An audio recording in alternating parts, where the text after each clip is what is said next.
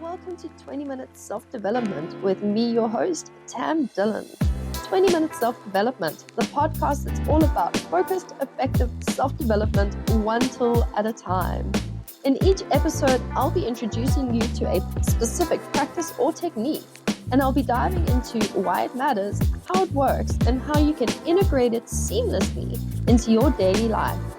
In just 20 minutes, we'll get to the heart of personal growth and insights that make meaningful change feel both accessible and achievable. Let's get into today's episode. Hey, welcome to this week's episode of 20 Minutes Self-Development. Today, we're talking about something that might ruffle a few feathers, but I'm okay with that. I'm okay to ruffle the feathers because it's something that's necessary for real, sustainable, healthy growth. We're diving into the idea of spiritual crutches, those tools, rituals, and practices that can quietly become our default coping mechanisms. And what happens when we start leaning on them a little bit too much? Now, let me be clear. I am not anti-tool. Like, if you know me, you know that. You know I love my tools. I'm happy to whip out my cards and my crystals and go for it. I've worked with these tools for 20 odd years.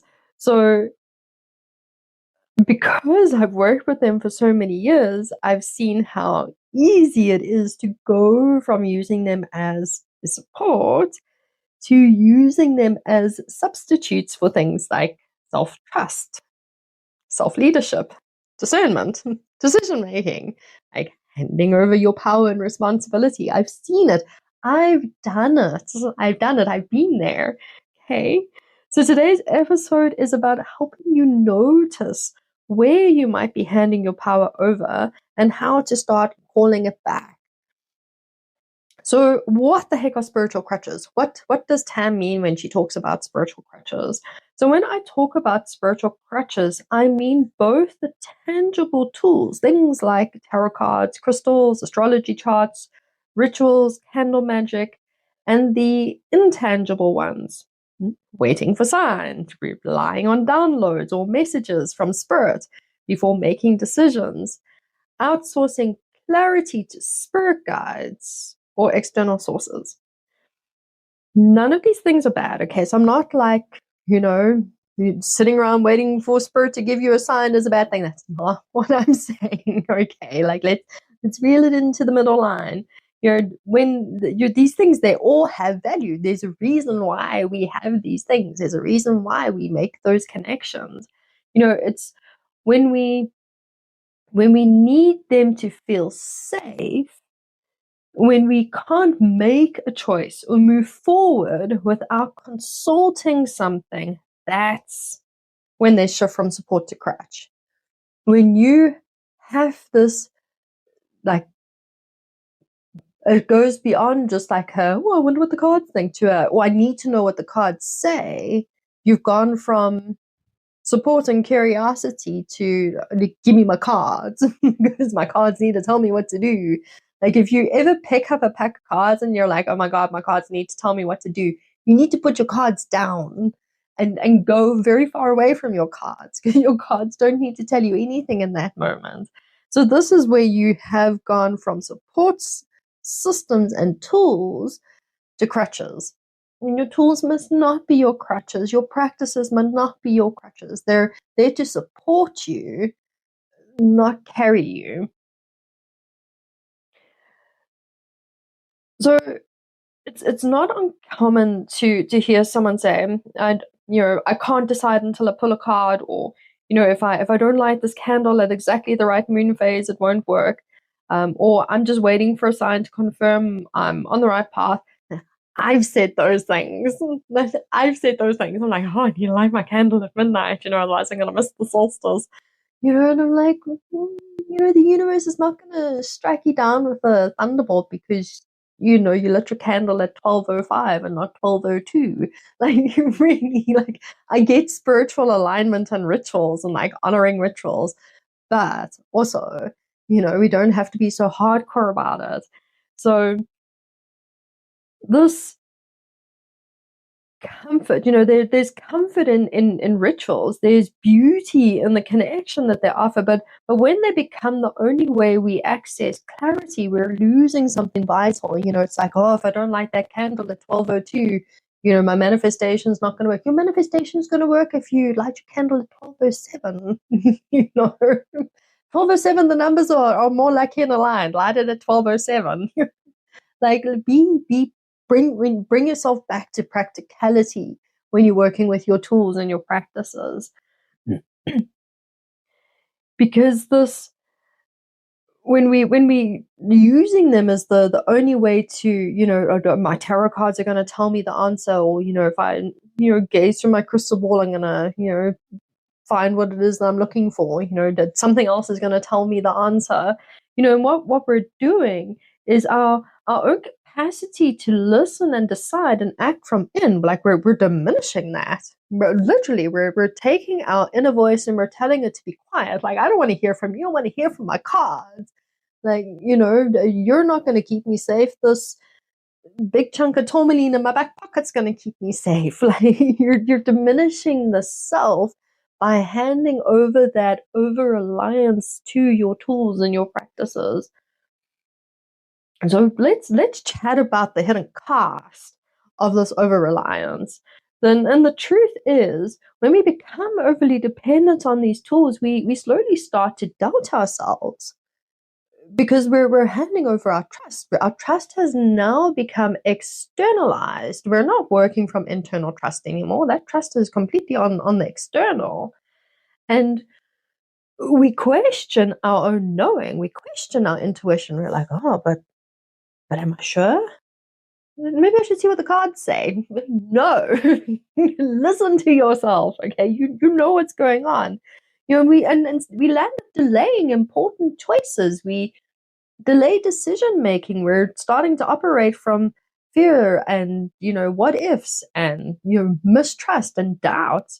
We look outward instead of inward. And me, I'm always like, live from the inside out. The view's best from the inside out. Okay, trust me. And before we realize that, we've replaced intuition with obsession. Checking, double checking, spiraling. I've been there. Oh yes, I have been there. I've been there with my cards. If a person has worked with the cards for 20 odd years, I guarantee you they have been there at one point in time. And it's that moment of, it's like panic. Must have the answer. Must have the answer, must have the answer right now. Because if I don't have the answer right now, everything's going to come falling down around my ears.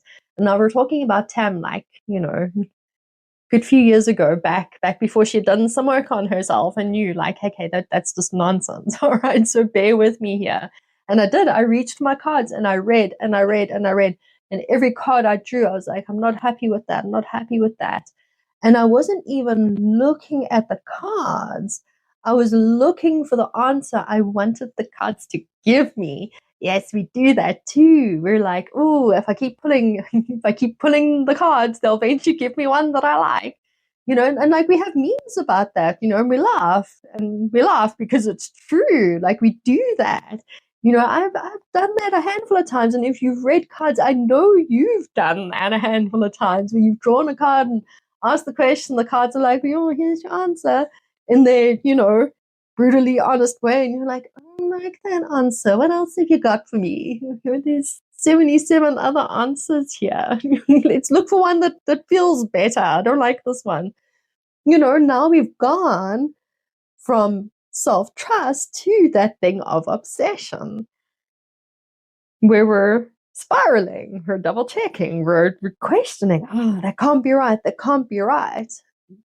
Slow down, step away from the tools, go far away from the tools. The tools are not what you need in that place, in that space. Because it can become a loop.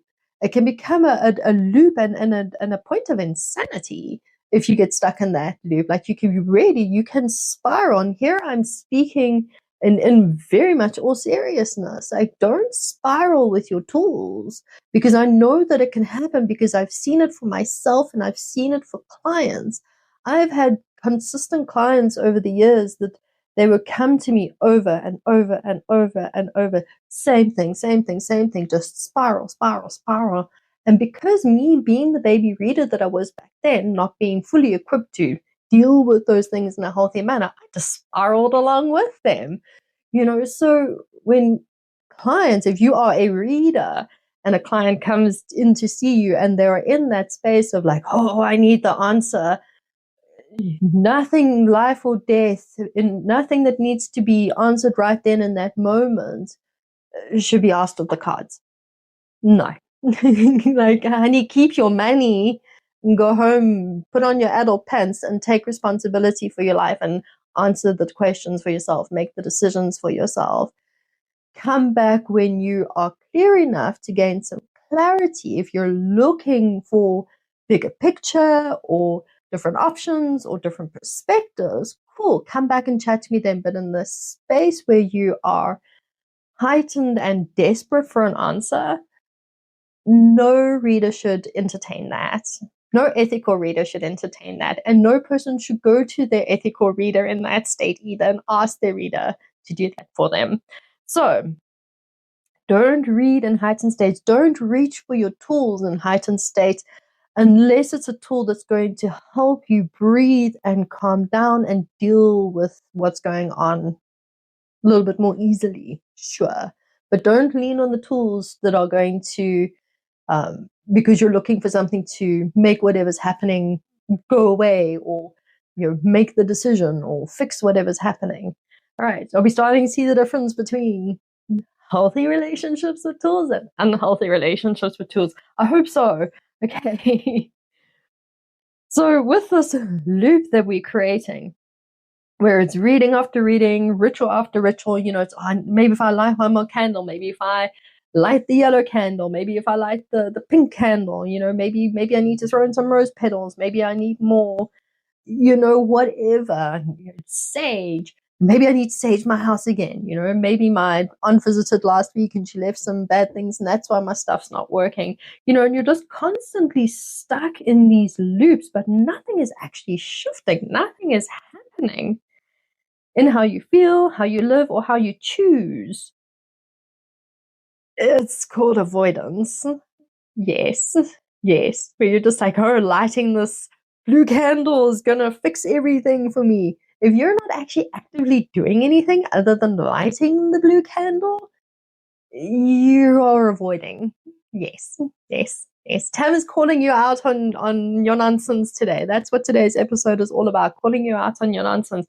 But very much in all seriousness, if you're stuck in that loop where you're just pulling cards and pulling cards and pulling cards, desperate for an answer, lighting the incense and lighting the candles, desperate for something to change, but you're not stepping outside your front door doing something to assist that change, or putting on your adult pants and being responsible, making the choices for yourself, you have an unhealthy relationship with your tools and your practices.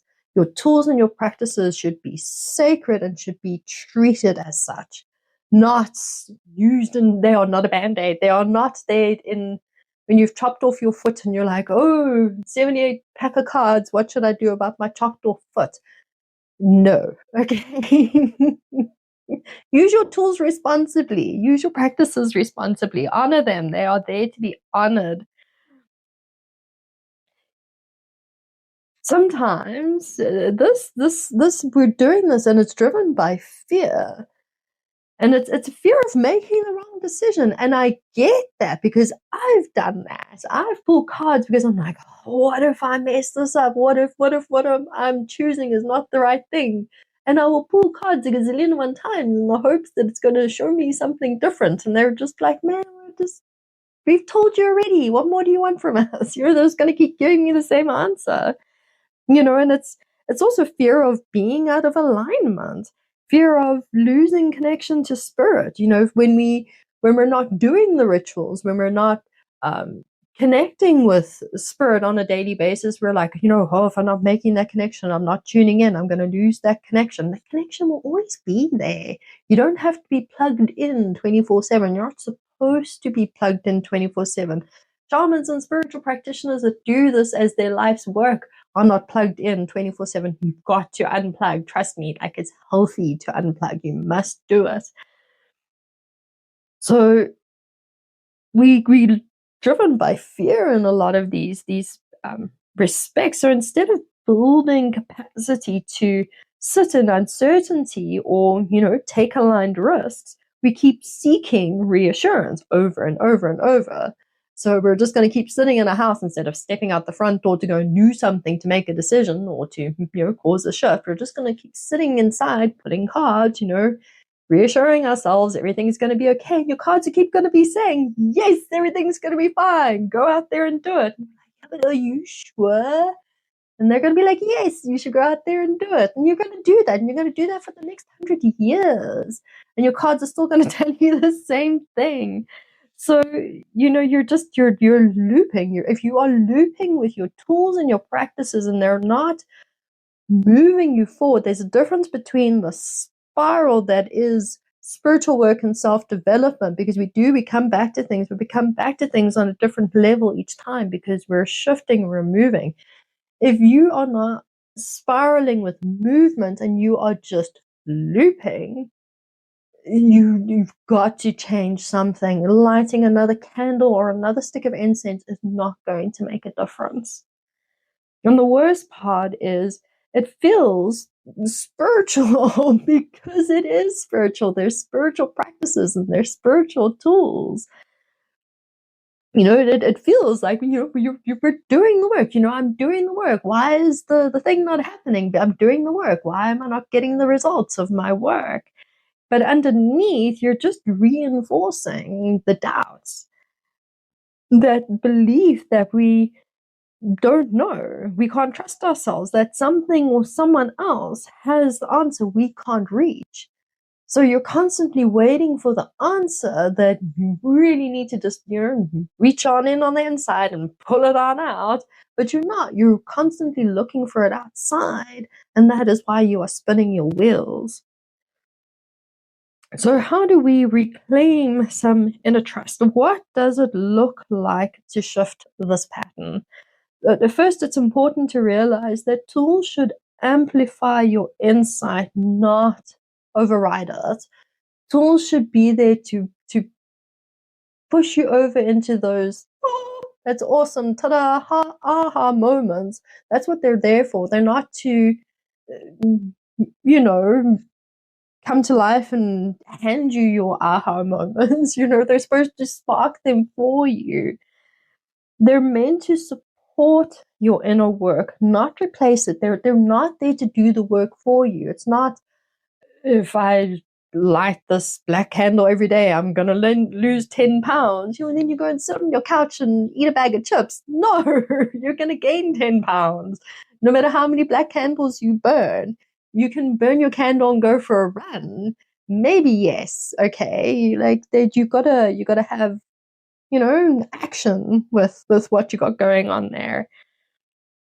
And so reclaiming your inner trust starts by practicing decision making without consulting anything. Make a choice for yourself. And if it feels big and scary, start with a small choice. Start with what flavor coffee you want from your coffee stand. Instead of, opening your pendulum app and being like, should I have black coffee today? And the pendulum's like, no. Choose for yourself. Authority. Ask questions. What do I know right now in my body, in my gut? What do I feel pulled towards without needing permission from the cards or the sky? You don't need your spirit guides to pop out of the ethereal realm because they are far too busy doing more important things to tell you what flavor coffee you should have this morning. Okay, I'm simplifying it down so that we can see the absurdity of things. It's going to mean learning to sit with the discomfort. Like it really is. Like you're going to have to learn to figure things out for yourself at some stage. At some stage, you're going to have to step into your power and take responsibility for your own life. These tools are there to support you through that process, not take the power away from you. Not everything needs to be fixed with a ritual or soothed with incense. Not every bad encounter needs to be, met with a salt bath. Just because your colleague had bad vibes today doesn't mean you have to rush home and salt bath every night. Like you don't have to get stuck in those cycles. Sometimes the most powerful practice is to simply be with what's coming up, raw, unfiltered, and real. Instead of masking it with sage smoke, you don't have to sage everything. Okay, you might still use the cards. You light the candle, but do it after you've tuned in, not before. Use it as a support. Use it as a tool. You wield the hammer. The hammer doesn't wield you. You're hammering the nail in. The hammer's not hammering the nail in. You're using the hammer to hammer the nail in. So use ritual to affirm your clarity. Don't use ritual to fish for it. Use the cards to affirm what you already know, not, I don't know the answer, let me ask my card. Just stop doing that, okay? Take back your power. And ask yourself honestly, is this tool clarifying my knowing, or is it replacing it? So ask yourself today, what would change if I stopped asking for signs and I started trusting myself? What would shift if I let go of the persistent ritual that I'm stuck in, where I really just feel like I'm spinning my wheels and not doing anything? What would shift if I stopped focusing on the ritual and started focusing on the action?